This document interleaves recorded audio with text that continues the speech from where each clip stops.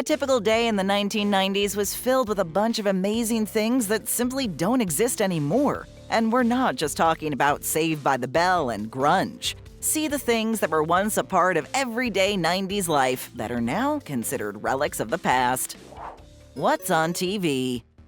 For 90s kids at home and looking for something to do, there was no better time to kick back and turn on the tube. No, not YouTube, but the television. Of course, the TV was nothing like the flat-screen 8K marvels we have today. TVs were clunky, simplistic devices weighing seemingly hundreds of pounds with funny little wires called rabbit ears sticking out the top. These antennae were used for picking up TV station signals if you didn't happen to have cable. While cable TV gave you access to a seemingly endless array of new channels, today it isn't the entertainment juggernaut it once was, with the internet and social media taking its place. Now, when it came to TV in the 90s, if you wanted to know what was on, your best bet was the TV Guide. You would pick up your weekly copy at the grocery store or corner shop to know what was on TV that week and when. But if you were a 90s music lover and the words, "I can't wait to see the new Spice Girls video" popped out of your mouth, you didn't need to look at the guide. MTV was the channel for you. Yes, the station whose call letters stand for Music Television once featured music videos and music-related content only. MTV barely resembles the channel it once was, with the focus being on the latest reality shows. Today, YouTube, TikTok, and Instagram are where most music fans head to check out their favorite artists. Here are a couple more TV-related 90s things that are gone forever. VH1's pop-up videos, where your favorite videos would play with added pop-up text bubbles containing fun facts. And Saturday morning cartoons was another ritual that every 90s kid looked forward to. However, with the advent of dedicated kids' channels hitting the airwaves, like the Cartoon Network, the Saturday morning cartoon TV block was no longer the only option to catch your favorite animated show. Finally going online. In the 90s, computers were vastly different from the PCs and Macs of today, and going online wasn't as simple as just turning on your ultra-thin laptop or smartphone. Wi-Fi was still years away, and accessing the World Wide Web required a dial-up modem and a LAN cable connection exclusively.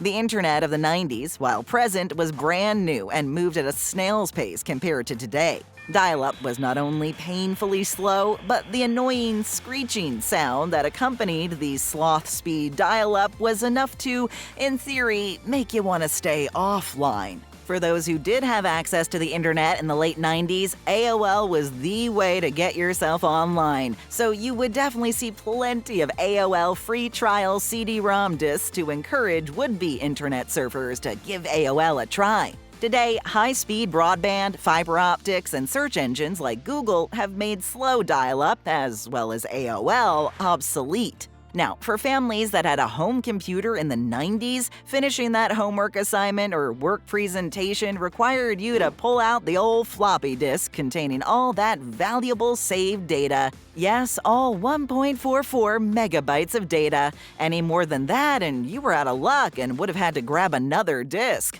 Thankfully, the floppy is long gone, replaced by the CD burner, which is also long gone. After finishing off that essay or work assignment, the next step would be to print it using a super loud, super slow dot matrix printer.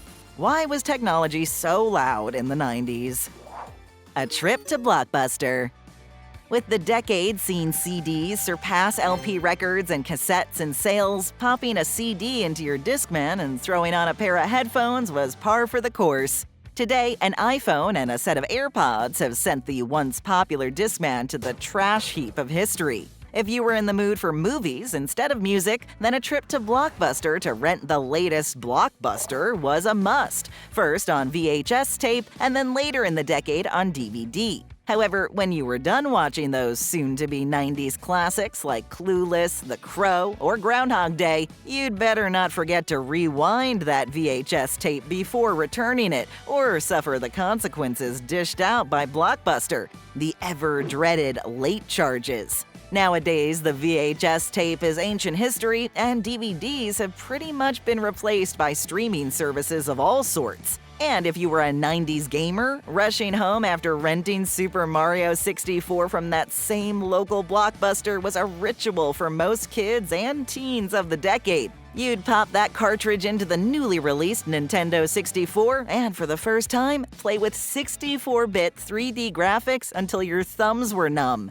Today, the rental giant that was Blockbuster is something kids might reference when talking about what their parents and grandparents used to do instead of streaming.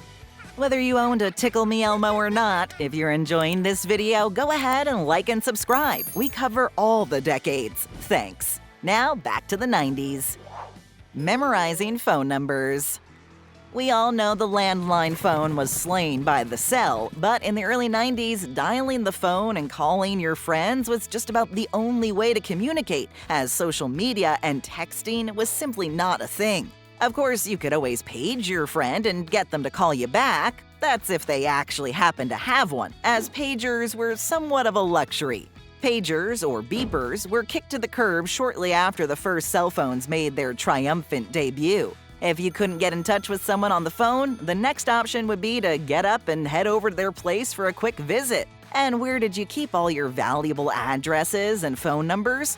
Well, the 90s equivalent to your smartphone's contacts was the address book, an actual book where you would write down and keep all your important addresses and phone numbers. Towards the end of the decade, as cell phones gained in popularity, address books fell by the wayside, and having to memorize your friends' phone numbers was no longer a necessity. Phone cards were also essential in the late 90s, as unlimited phone plans didn't really exist, and payphones cost money. I mean, it is right there in the name. In any case, both of those relics of the 90s have been gone for some time. Now, when it came to getting around and visiting somewhere new, without GPS apps like Google Maps or Waze, getting lost was always a possibility. So, having an old-school paper road map in your glove compartment saved you from stopping at a gas station to ask for directions. Later in the decade, MapQuest was also an option. You could print out directions to your destination before leaving the house, provided you had a printer and an internet connection. What's a Pog?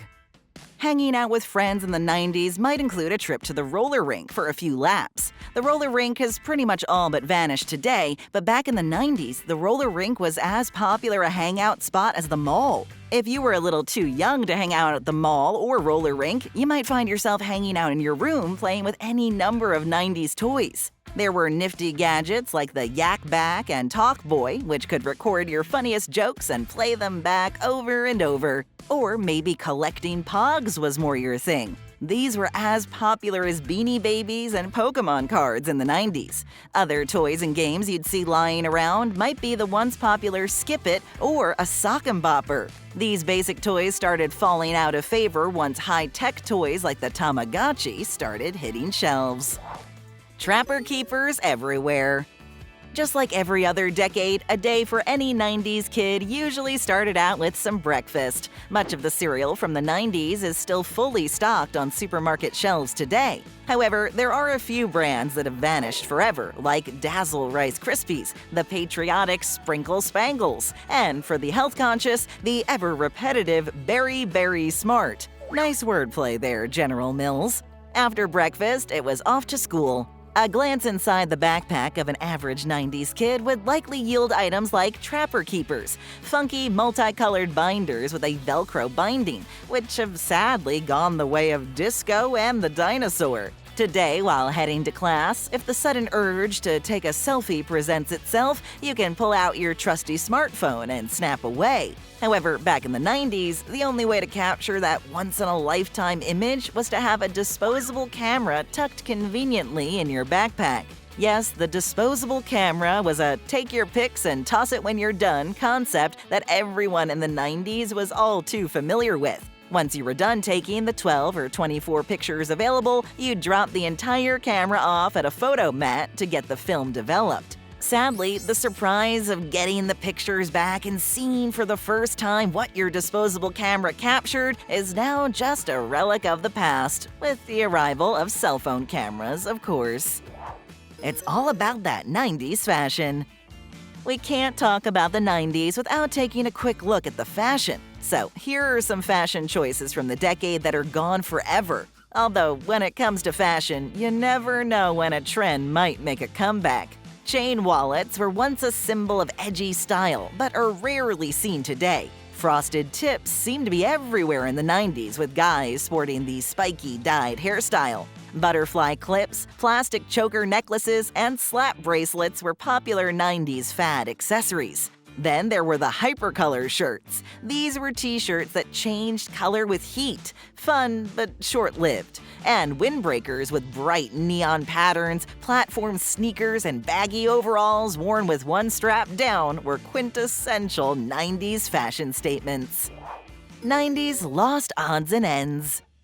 Before wrapping up, here are a few random things from the 90s that have since vanished. When it came to snacking, a few bags of the Keebler Elves, Pizzeria's pizza chips, or Incredibites, and maybe a Crystal Pepsi were possible options. Multi-disc CD players with large speakers were a standard in most 90s houses. And boom boxes were like the Bluetooth speakers of their day, with these booming music players being portable powerhouses. And if you were to head over to the bank to grab some quick cash, unlike today, most had their trusty bank book in hand to check their balance, when the idea of updating your account online was still waiting for the world to go fully digital. And paying for everyday purchases using your trusty checkbook is no longer a common sight, as debit cards and digital payments have nearly eliminated their daily use. Then there was the Palm Pilot, an early personal digital assistant, kind of like the forerunner to Siri and Alexa. The 90s were filled with some of the most innovative toys, cool fashion, groundbreaking tech, and other great products that reflected the times. While no longer around, many of these forgotten things were the foundation for much of what we enjoy and take for granted today. Since you're already here, why go anywhere else for that nostalgia fix with the modern twist? Stick around for another Now and Then video. Just tap or click.